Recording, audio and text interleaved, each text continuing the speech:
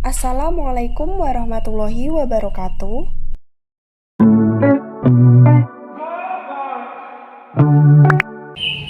Di sini saya akan menjelaskan mengenai cerita singkat terjadinya Perjanjian Giyanti tahun 1755 dan terbelahnya Pulau Jawa. Perjanjian Giyanti merupakan sebuah peristiwa besar di masa silam, di mana situs sejarah ini hadir sebagai perekat ingatan kolektif masyarakat dengan adanya peristiwa tersebut. Perjanjian ini lahir sebagai sebuah kesepakatan segitiga politik antara Pakubuwono III, Pangeran Mangkubumi, dan Perserikatan Dagang Hindia Belanda atau biasa yang disebut VOC pada tanggal 13 Februari 1755. Nama Giyanti sendiri diambil dari lokasi penandatanganan perjanjian, yakni di Desa Janti. Tempat tersebut sekarang dikenal sebagai Dukuh Kerten, Jatiharjo, Karanganyar, Jawa Tengah. Perjanjian Giyanti ini dibuat dalam rangka meredam konflik yang telah terjadi berlarut-larut pasca perpindahan Keraton Kertasura ke Surakarta, yang merupakan api dari peristiwa Geger Pecinan. Pada waktu itu Mangkubumi yang membantu Pakubuwono II dalam meredakan api konflik kemudian mendapatkan hadiah berupa sebidang tanah dari Pakubuwono II. Namun, luas tanah yang diberikan rupanya menimbulkan kecemburuan.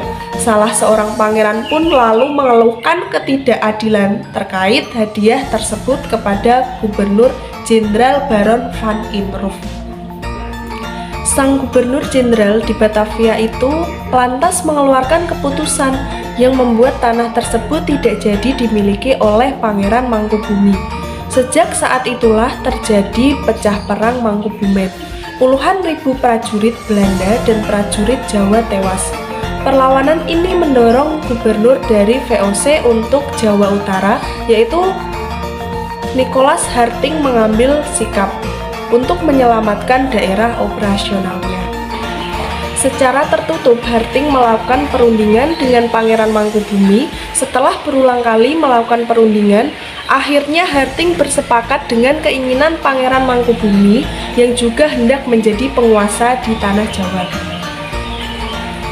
Pada tanggal 23 September tahun 1754, nota kesepahaman antara VOC dan Mangkubumi terlaksana, dan nota tersebut disampaikan kepada Pakubuwono III, sang pengganti Pakubuwono II.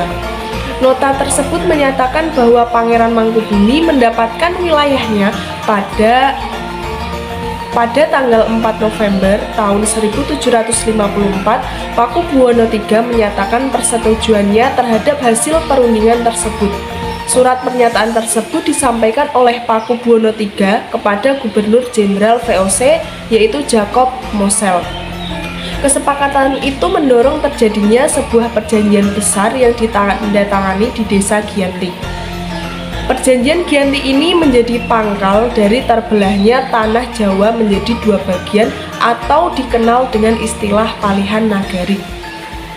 Pada tanggal 13 Februari tahun 1755 menjadi awal mula naik tahtanya Mangkubumi di Yogyakarta sebagai Sri Sultan Hamengkubuwono I dengan gelar Senopati ing Ngaloga Sayyidin Panatagomo Khalifatullah sejak ditandatanganinya perjanjian tersebut.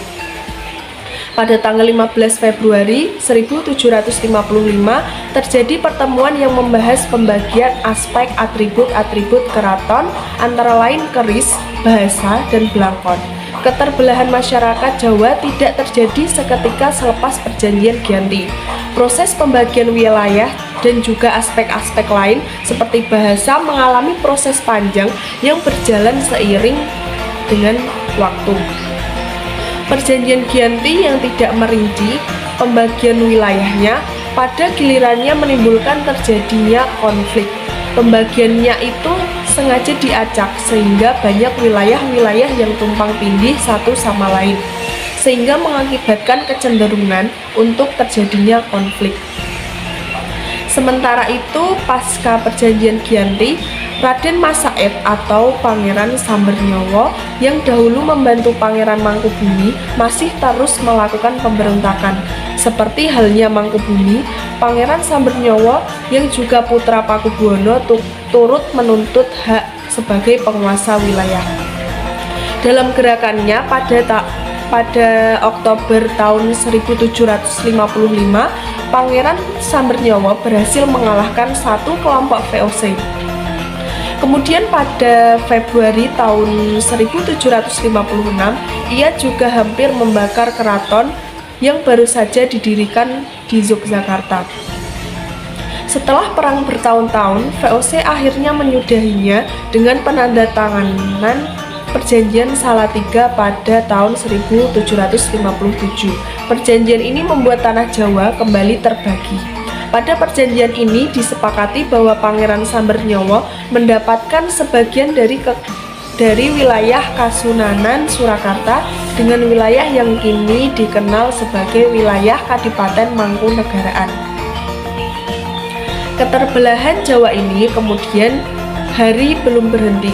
Pada tahun 1813 di masa Gubernur Jenderal Thomas Stamford Raffles dari Kerajaan Inggris, Kesultanan Ngayogyakarta juga terbelah dengan lahirnya Pakualaman. Dengan demikian, tanah Jawa kemudian memiliki 4 wilayah pemerintahan, masing-masing tumbuh dengan perbedaan model dan orientasi politik. Hal ini pun mengantarkan Jawa pada rupanya yang beragam. Dinamika politik yang digerakkan oleh angin revolusi pada masa pertengahan 1940-an membuat masing-masing mengalami nasib yang berbeda. Hal ini berujung pada perbedaan status hingga hari ini. Di masa Republik Indonesia, Kasunanan Surakarta dan Kadipaten Mangkunegaraan menjadi situs cagar budaya. Sementara wilayah Yogyakarta yang di dalamnya juga terdapat Pakualaman terjadi di daerah istimewa.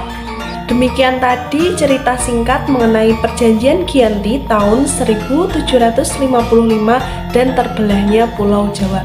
Apabila ada kesalahan dalam penyampaian materi, saya mohon maaf yang sebesar-besarnya. Wabillahi taufiq wal hidayah. Wassalamualaikum warahmatullahi wabarakatuh.